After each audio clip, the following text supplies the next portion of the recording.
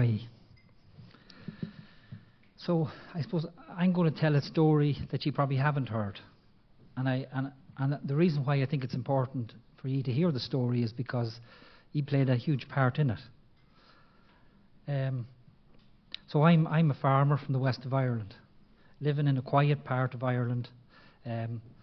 Very few people, beautiful landscape. And in 2011, fracking was proposed. So a company called Tamboran wanted to drill 9,000 wells in our place.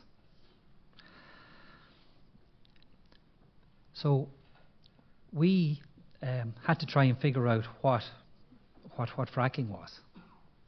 And lucky enough, we had the internet, and we found ye.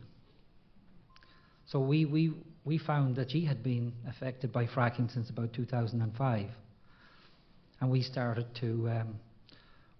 to find ye on the internet, and we started to listen. We found places like Dimmock, where there was water contamination, and we were asking questions.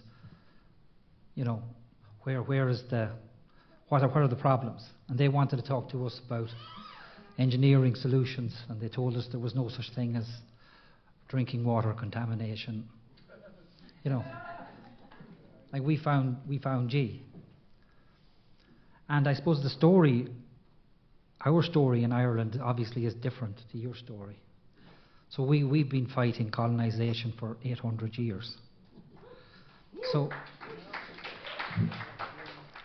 when a right-wing person turned up and told us lies, we kind of got it, They told us a story about work that they had done in Australia. And they said that, we were ahead of the Australians because we had kept our core bits from drilling that had happened in the past. And they talked about the Aborigines, that they had just kept the boxes and they'd lost the cores. So we at that moment understood that we were the indigenous where we lived, and that it was our job to fight. And we had a history of fighting the oil and gas industry. A community in Rossport had been fighting for a number of years before that.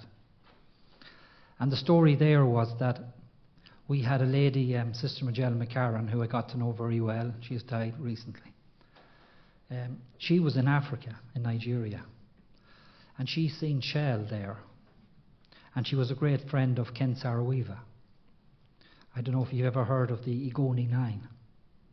So she brought that story back to Rossport, to that community where Shell wanted to build. They had found gas in the Atlantic, and they wanted to build a refinery on the coast. So the people fought them there for 15 years. And we fight differently than ye. We stand on the road, we lock on, and I say we now, I want to be careful that the people that did that in Rossport, we weren't there with them. We were looking on. They were called all sorts of names. They were called terrorists. They were called, the media attacked those people. But what happened in Ireland was people like Sister Magella that knew the story of what happened the Igoni 9 and understood human rights, they got the UN involved, and the UN came and wrote a report on policing there. And the effect of that was that the Irish government became embarrassed eventually with the record of what happened to people who were standing up to the oil and gas industry. And we went and we met those people when fracking was proposed in Ireland. It was them that told us that story. We expected to meet radical people, but we met people like ye. We met ordinary people who were standing up in their communities, and we said, we're more radical than them. And they didn't tell us they'd help us. They told us that it was our duty now and our battle, and it was up to us to decide what we wanted to do, whether we wanted to stand and fight or whether we wanted to let them in. Now, when you hear that, there's only one thing left, and that's a fight, you know. So we, over a 6-year period, we listened to people like Theo Colburn, you know, talking about endocrine disruption. You know, we asked her to come to Ireland. I wrote to her, and she wrote back and said she'd love to come, but she was 84. You know, Anthony Ingraffia taught us about risk. You know, Jessica Ernst talked to us about injustice and about water contamination. People like Ray proved that the water contamination was real. Like the people in New York banned fracking, so we could explain to our leaders that it was something that was a normal thing for people to do, you know.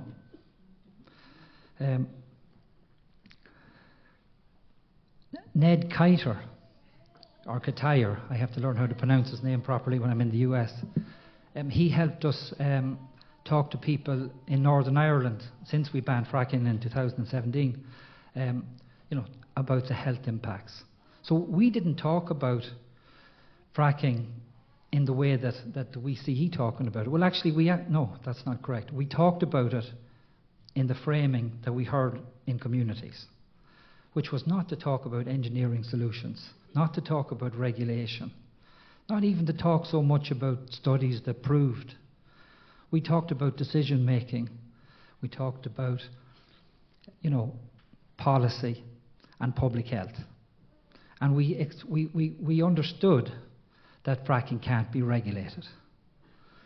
And we understood that it had to be banned at policy level. So we took an abolitionist position against fracking in Ireland. And then we stood on the road and we fought and we built. And we were successful. In 2017, we got a ban on fracking. Now,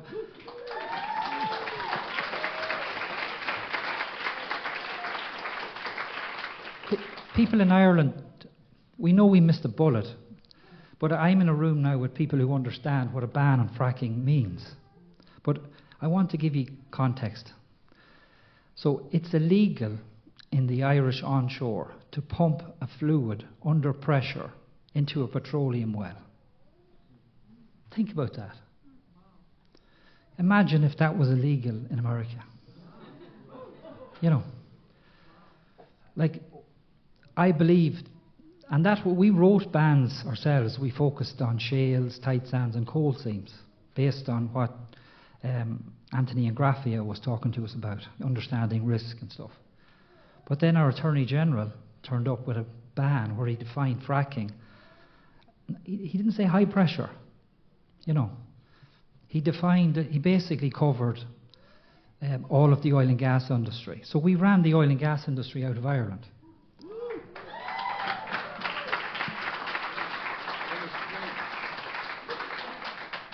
And that happened when Trump was president, you know. I know that you're facing into tough times, but in that period when Trump was president, we banned fracking, and we banned it well. And we had unanimous support in the Dáil when we done that. Every person, every TD in the Dáil supported that ban. Like, fracking is toxic in Ireland.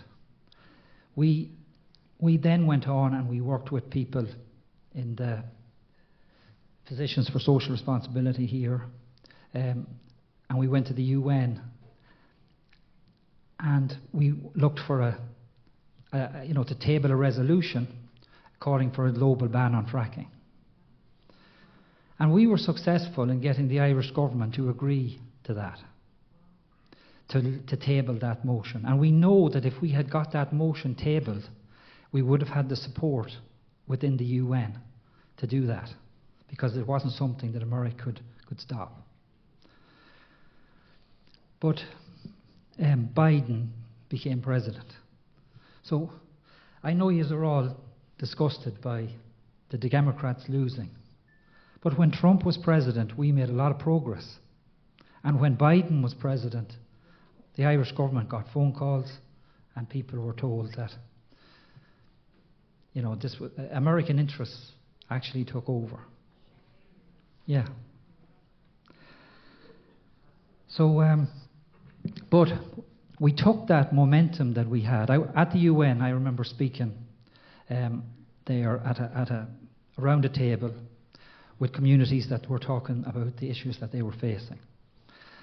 And I talked about the ban, and I was told that, a domestic ban, fair play to ye, you stood up, you protected yourselves, but it doesn't mean that much on the world stage. And that was very important to hear that. But I explained that what we were going to do was, we were not going to poison American communities. So we were already well on our way at that stage to banning US frack gas. And we succeeded in 2021 in putting a policy ban in place on all LNG terminals, because we understood that was the only way to keep frack gas out of the Irish energy mix. Because we understand that if we allow frack gas into the energy mix, that we lose the argument to stop fracking in our own neighbourhoods.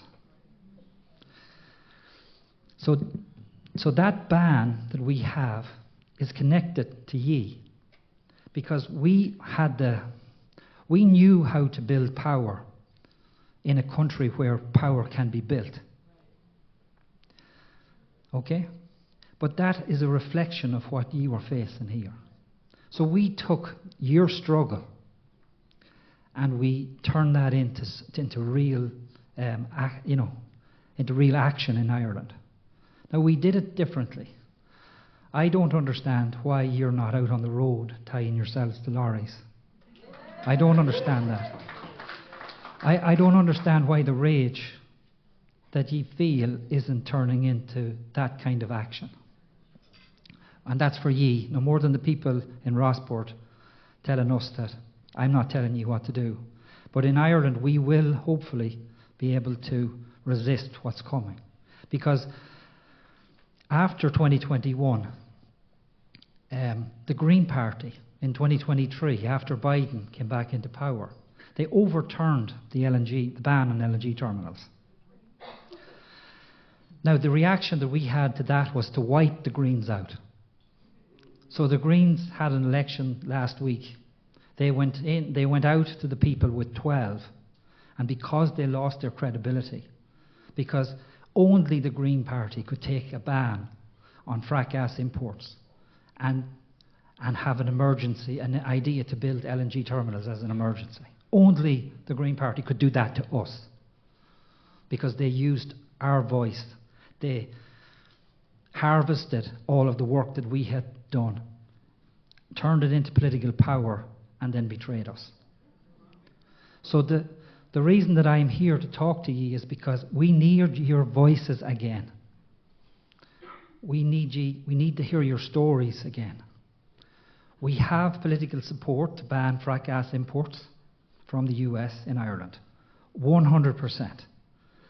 But we have been undermined by the established Green movement, because they conceded because of the wars. They conceded to a war narrative, a security narrative. And that's the danger we all face now, is that we have won the arguments everywhere on climate and biodiversity. We understand that. People get that. They can't argue against us. But now they're going to argue on security. They're going to argue on new narratives. So we need your voices again. So we are going to win that battle. It may mean that we have to stand on the road with all of the young people who understand that frack gas imports are 33% worse than coal. It's not a hard battle to win, but we do need your voices. And we will stand on the road, and hopefully we will shine a light for ye the way you've shined a light for us. And so don't feel bad that Trump's in power. Don't feel bad, because now it's a straight fight. It's a straight fight. Thanks.